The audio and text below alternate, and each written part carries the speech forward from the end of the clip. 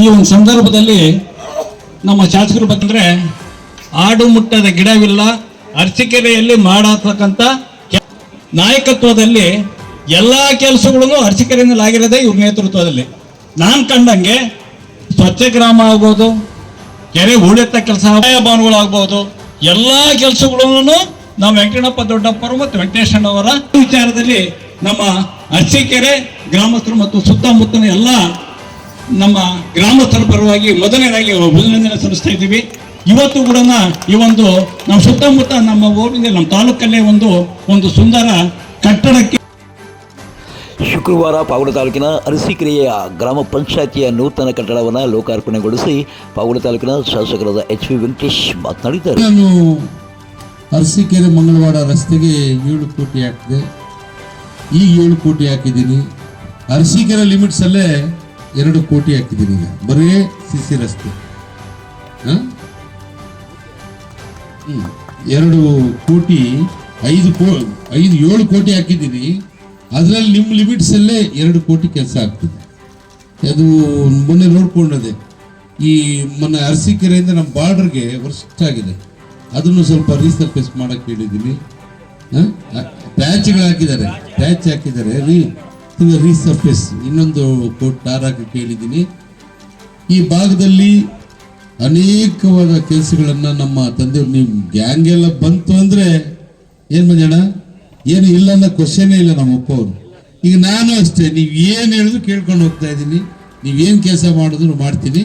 ಸ್ವಲ್ಪ ತಡ ಆಗಿದೆ, ಯಾಕಂದರೆ ತಾಲ್ಲೂಕಿನಲ್ಲಿ ಸ್ವಲ್ಪ ಜಾಸ್ತಿ ರಸ್ತೆಗಳನ್ನು ಗಮನದಲ್ಲಿಟ್ಕೊಂಡು 20 ಕೋಟಿ ಹಣವನ್ನು PWD ಕೊಟ್ಟಿದ್ದೀನಿ.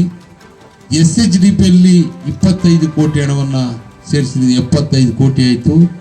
ಇನ್ನೊಂದು ವಿಶೇಷವಾಗಿ ಮೊನ್ನೆ ಸತೀಶ್ ಜಾರಕಿಹೊಳಿ LHL ಸಿಕ್ಕಿದ್ರು. ಕಾರಣಾಂತರದಿಂದ ನಾನು ಬಂದೆ, ಅವರು ಸಿಕ್ಕಿದ್ರು. ಒಂದು 7-8 ಜನ MLAಗಳೆಲ್ಲ ಸೇರ್ಕೊಂಡ್ವಿ. ಅದನ್ನು ರಾಜಕೀಯವಾಗಿ ಏನೇನೋ ತಿಳಿಸಕ್ಕೆ ಹೋದ್ರು. ಬಟ್ ಆದರೆ ನಾನು ಮೀಟ್ ಮಾಡಿರೋ ಉದ್ದೇಶನೇ ಬೇರೆ. ಅಲ್ಲಿಂದ ನಾವು ಗೋಲ್ಡ್ ಫೀಲ್ಡ್ ಹೋಟೆಲ್ ಊಟಕ್ಕೆ ಬಂದ್ವಿ. ಫೋನ್ ಮಾಡ್ದೆ AWE, ಹಣ ಅಪ್ರೂವ್ ಆಗ್ಬಿಡ್ತು ನಮ್ಮದು ಬೈಪಾಸ್ ಅಂತೇಳಿ. 135 ಕೋಟಿ ವೆಚ್ಚದಲ್ಲಿ ಬೈಪಾಸ್ ರಸ್ತೆಯನ್ನು ನಾನು ಎಲೆಕ್ಷನಲ್ಲಿ ಬಡ್ಕೊಂಡು ಹೇಳಿದ್ದೆ ಮಾಡಿಸ್ತೀನಿ ಅಂತ. ಸ್ಯಾಂಕ್ಷನ್ ಆಗ್ಬಿಡ್ತು. ಅಡ್ಮಿನಿಸ್ಟ್ರೇಟಿವ್ ಅಪ್ರೂವಲ್ ಆಗಿದೆ. 1-1.5 ತಿಂಗಳಲ್ಲಿ ಅದನ್ನೇನಾದರೂ ಮಾಡಿ ಟೆಂಡರ್ ಮಾಡಿಸಿ 1-2 ತಿಂಗಳಲ್ಲಿ ಕಾಮಗಾರಿ ಚಾಲನೆ ಕೊಡಬೇಕು ಅಂತ. ಈ ಲ್ಯಾಂಡ್ ಅಕ್ವಿಸಿಷನ್ ಸ್ವಲ್ಪ ಸಮಸ್ಯೆ ಆಗ್ಬೋದು, ನೋಡೋಣ. ಎಲ್ಲ ರೈತರ ಜೊತೆ ಮಾತಾಡಿದ್ದೀನಿ. ಅನುಕೂಲ ಆಗಬೇಕಂದ್ರೆ ರೈತರು ಕೊಡಬೇಕು, ಒಳ್ಳೆ ರೇಟನ್ನು ಕೊಡಿಸ್ತೀವಿ. ಎಲ್ಲ ಥರ ಸಹಾಯ ಮಾಡೋಷ್ಟು ಮಾಡ್ತೀನಿ. ಅದೇ ಕೆಲವು ತರಲೆ ಎಬ್ಬರಿಸಿದ್ರೆ ಇದು ಬೊಮ್ಮದಳ್ಳಿ ಕಡೆ ತಿರುಗಿಸ್ಬಿಡ್ತೀನಿ ಅಲೈನ್ಮೆಂಟ್. ಹಂಗಾಗಿ ರಿಯಲ್ ಎಸ್ಟೇಟ್ನವ್ರು ತರಲೆಗಳು ಮಾಡೋಕ್ಕೆ ನೋಡ್ತಾರೆ ಪಾವಗಡದಲ್ಲಿ. ಹೀಗೆ ಡೆವಲಪ್ಮೆಂಟ್ ವಿಷಯದಲ್ಲಿ ನಾನು ಎಲ್ಲರ ಹತ್ರ ಚೆನ್ನಾಗಿದ್ದೀನಿ. ಉಪಮುಖ್ಯಮಂತ್ರಿ ಹತ್ರ ಚೆನ್ನಾಗಿದ್ದೀನಿ, ಮುಖ್ಯಮಂತ್ರಿಗಳ ಹತ್ರ ಚೆನ್ನಾಗಿದ್ದೀನಿ, ಎಲ್ಲ ಕ್ಯಾಬಿನೆಟ್ ಮಿನಿಸ್ಟರ್ಗಳ ಜೊತೆನೂ ಚೆನ್ನಾಗಿದ್ದೀನಿ. ಆ ವಿಶ್ವಾಸದ ಮೇಲೆ ಕೆಲಸಗಳಾಗ್ತವೆ. ನೋಡಿ, ಈ ದೇವಸ್ಥಾನ ಸುಬ್ರಹ್ಮಣ್ಯ ಸ್ವಾಮೀಜಿ ಇಷ್ಟೊತ್ತಿಗೆ ಡೆಮಾಲಿಷ್ ಮಾಡಬೇಕಿತ್ತು. 1.5-2 ತಿಂಗಳಿಂದ SP ಆಫೀಸ್ಗೆ ಅವರು ಒಂದು ಹೊಸ ಸಮಿತಿ ರಚನೆ ಮಾಡಿದ್ದೀನಿ ನಾನು.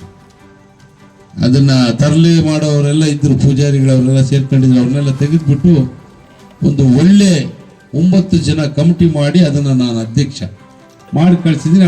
ಅದು ಪೊಲೀಸ್ ವೆರಿಫಿಕೇಶನ್ ಕಳಿಸಿದ್ದಾರೆ. ನಿನ್ನೆ SP ಮಾತಾಡಿ, ರಾಮಲಿಂಗಾರೆಡ್ಡಿ ಅವ್ರಿಗೆ ಮಾತಾಡಿ ಆದಷ್ಟು ಬೇಗ ಕ್ಲಿಯರ್ ಮಾಡಿಕೊಟ್ರೆ ನಾವು ಡೆಮಾಲಿಷ್ ಮಾಡಿ ಗುದ್ಲಿ ಪೂಜೆ ನಿಮ್ಮನ್ನು ಕರೆಸ್ತೀನಿ ಅಂತ ಮಾತಾಡಿ ಬಂದಿದ್ದೀನಿ.